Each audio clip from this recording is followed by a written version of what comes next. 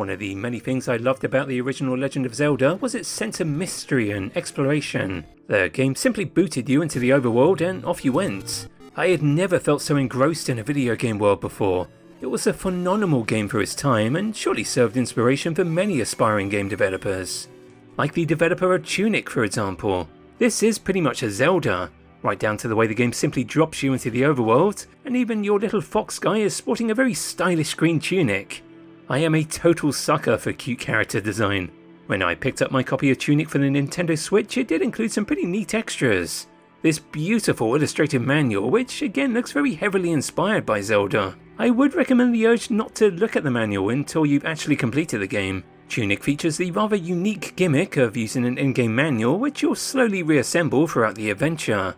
The game was originally released as a digital-only title, so it did make a bit more sense not having all these physical extras, as lovely as they are. The manual does teach you its gameplay mechanics through its charming artwork, and even offers a solution to many of the game's puzzles and secrets. It's such a wonderful and unique idea, and with the manual being written in its own unique language, it immediately took me back to my old import gaming days of trying to decipher a Japanese instruction booklet. I was even playing TUNIC alongside a friend, and we were both constantly comparing notes with each other. It's experiences like this that really made TUNIC for me. It's surely not an easy task to craft such an engrossing game world.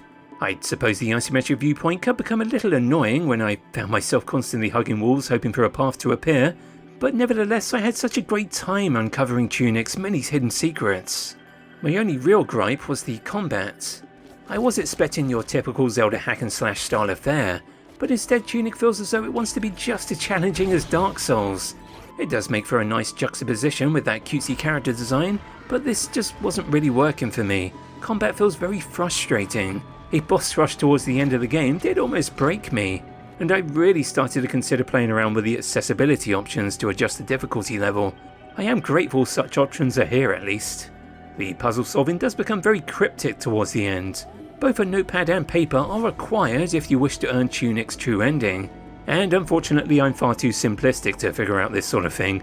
I had to resort to using a guide online. This did unfortunately sour me somewhat towards TUNIC, which is a shame. I loved those first few hours of being completely absorbed in its world, slowly unravelling its many mysteries, and the manual gimmick is such a fun and creative idea. But in the end I'm not quite sure if TUNIC was really for me. It is still a game I highly encourage checking out, especially if you're the type of person that enjoys cryptic puzzle solving. But for a simple fellow like myself, I think I still prefer my Zeldas to be a little bit more about that sense of adventure, and just with the occasional block pushing puzzle.